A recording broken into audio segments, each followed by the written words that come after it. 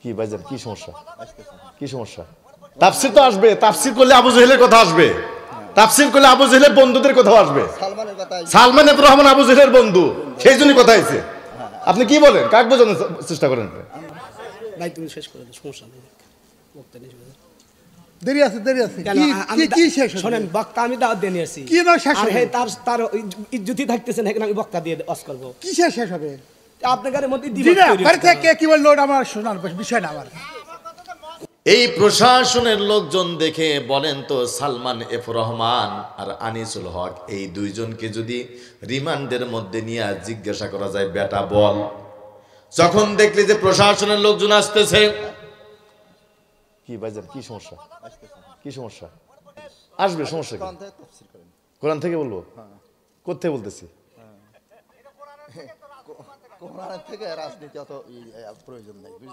না, কোত্থেকে বলতেছি বলেন? আপনি খুশুর মশুর করতেছেন, 1 ঘন্টা হইলো, আমি তো বুঝতেছি। কি থেকে বলতেছি বলেন? কোত্থেকে বলতেছি? বলছেন যে তার বারোয়ানাই লোক আপনার ও সালমান এফ রহমানের ইতিহাস সব মানুষই জানে। হ্যাঁ, আমরা সবাই জানি। হ্যাঁ, এই দেশের মানুষ আমরা সবাই জানি। আন্দোলন সমস্যা কি বলেন? আপনার সমস্যা কি? ভাই বসুন। হ্যাঁ হ্যাঁ, ঘটনা হলো যে তাফসীর কোরআন, তাফসীর তো আসবে, তাফসীর করলে আবু জেহেলের কথা আসবে, তাফসীর করলে আবু জেহেলের বন্ধুদের কথা আসবে। সালমান এফ রহমান আবু জেহেলের বন্ধু, সেই জন্যই কথা হয়েছে। আপনি কি বলেন? কাক বোঝানোর চেষ্টা করেন? তাফসীর থেকে তো বলতেছি, বলেন। প্রত্যেকটা তাফসীর থেকে আনছি, প্রত্যেকটা আয়াত বলছি, প্রত্যেকটা আয়াত থেকে আমি কথা বলছি। আপনি কি বলেন? কি বলতে চাই? হ্যাঁ, তাফসীর করলে সালমান এফ রহমানের কথা আসবে না? অডিয়েন্স কি বলে? হ্যাঁ, অডিয়েন্স বলে। আপনারা কি, আমি কি কোন ফাউল কথা বলছি? বলেন কি বলে? বলেন না, আপনি বলেন, আপনি তাফসীর করেন, আপনি তাফসীর করেন। আপনি যেটা বলতেছেন ও বক্তব্য আমরাও দিতে পারবো না। বলেন, আপনি দেন, আপনি দেন। তাহলে আমাদেরকে ডাক দিছেন কেন? ইতিহাস ইতিহাস এগুলো আমাদেরকে কেন ডাক দিছেন? ওরকে জানেন না তো, আমাদেরকে কেন আনছেন বলেন? আপনি যেরকম বক্তব্য জানেন তা তার আমরা জানি। আরে, আমার ইউটিউবে বক্তব্য দেখেন নাই? চুপ কর। ইসলামের কথা শুনে, আল্লাহর দ্বীনের কথা শুনে, কোরআনুল কারীমের কথা শুনে কারো যদি কষ্ট হয়, আঘাত লাগে, যন্ত্রণা পায়, মাথায় টুপি থাকতে পারে, দাড়ি থাকতে পারে, পরনে জুব্বা থাকতে পারে, আমি বলতে চাই এখনো মুসলমানের বাচ্চা হতে পারে নাই। তাহলে কোরআনের কথা, মুহাম্মাদের কথা যেখানে আসবে, সেখানে আবু জেহেলের কথা আসবে না? নাই। ভাই তুমি শেষ করে দাও, সমস্যা নেই। বক্তা নেই, দেরি আছে, দেরি আছে। কি শেষ? শোনেন, বক্তা আমি দাওয়াত দিয়ে নিয়েছি। কি না শেষ? তার ইজ্জতই থাকতেছে না, এখানে আমি বক্তা দিয়ে ওয়াজ করব। কি শেষ হবে?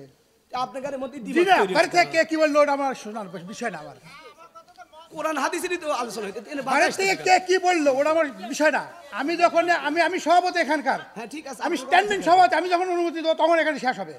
ঠিক আছে, আমি যখন অনুমতি দেবো সেটাই স্ট্যান্ডিং সভাপতি, আমি তো অনুমতি সেটাই শেষ হবে। তখন সেটা রাজনৈতিক দল হোক, একটা জাল ছায় কথা বলতে গেলে রাজনৈতিক দল আসবে, ভালো মন্দ সব কিছু আসবে।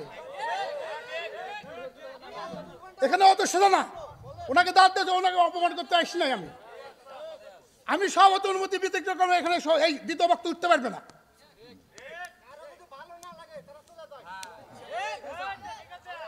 অবশ্যই আলহামদুলিল্লাহ, আমরা সবার সম্মান রাখবো ইনশাআল্লাহ। তবে আমি সবার প্রতি দ্বীনের দাওয়াত, কিসের দাওয়াত? দ্বীনের দাওয়াত।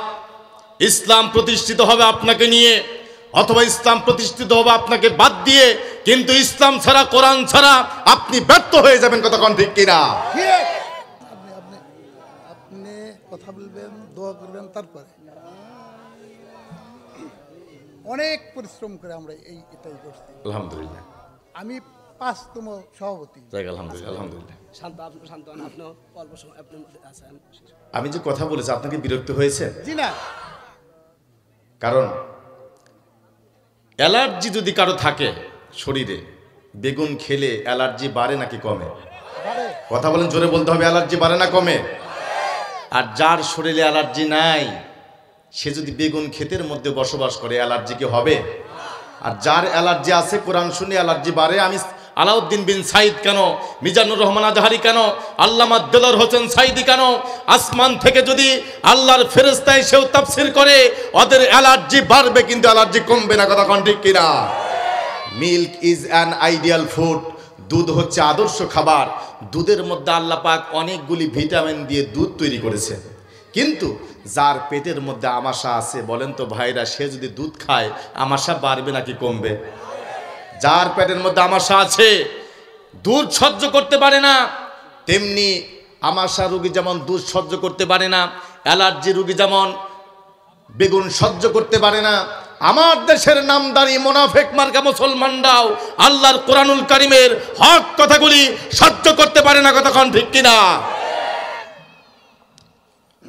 অপরদিকে কোরআনুল কারীমের মুমিনদের সম্পর্কে আল্লাহ পাক ডাকতে বললেন, ওয়া ইযা তুলিয়াত আলাইহিম আয়াতুহু যাদাতুহুম ঈমানাও ওয়া আলা রাব্বিহিম ইয়াতাওয়াক্কালুন।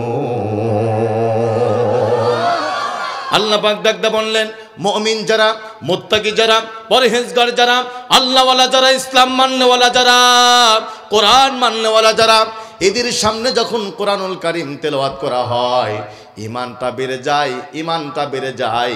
ইমান বাড়ার সঙ্গে সঙ্গে ওই ইমানদারেরা দুনিয়ার কোনো তাগুদের সামনে মাথা নত করে না। কতক্ষণ ঠিক কিনা? যেই মাথা ফজরে, যেই মাথা জহরে, যেই মাথা ছড়ে, যেই মাথা মাগরিবে, যেই মাথা এশার নামাজের মধ্য দিয়ে 5 বারের জন্য আল্লাহর দরবারে নত হয়ে যায়, আল্লাহ নামের কসম করে বললাম, সেই মাথা দুনিয়ার কোনো তাগুতের সামনে নত হতে পারে না। কতক্ষণ ঠিক কিনা? সুতরাং হাবিজাবি সব দেখা শেষ। আইবের শাসন, বঙ্গবন্ধুর ভাষণ সব দেখা শেষ। সন্ত্রাস, ডাকাত, চাঁদাবাজ, গুন্ডা, মাস্তান, বাংলার জমিনে সব দেখা শেষ। আগামীর বাংলাদেশ টুপিওয়ালাদের বাংলাদেশ, আগামীর বাংলাদেশ ইসলাম পন্থীদের বাংলাদেশ। আকাশ থেকে যখন বৃষ্টি বর্ষণ হয়ে যায়, জমিনটা ফসল দেওয়ার জন্য উর্বর হয়ে যায়, যেই জমিনের মধ্যে শহীদের রক্ত ঝরবে, সেই জমিনটাও আল্লাহর ইসলামের জন্য উর্বর হয়ে যায়। কতক্ষণ ঠিক কিনা? আমার জমিনের মধ্যে আলেমরা রক্ত দিয়েছে, আমার জমিনের মধ্যে হক্কানি আলেমরা রক্ত দিয়েছে, ছাত্র জনতা রক্ত দিয়েছে। 56,000 বর্গ মাইল, টেকনাফ থেকে তেতুলিয়া, রূপসা থেকে পাথুরিয়া, এই বাংলার জমিনে সুন্দরবন থেকে বান্দরবন পর্যন্ত এমন কোনো জায়গা থাকবে না যেই জায়গায় আল্লাহর কোরআনুল কারীমের পতাকা পথ পথ করে উড়বে না। কতক্ষণ ঠিক কিনা? কারা কারা দিয়েছেন 2 হাত তুলে আল্লাহকে দেখায় দেন।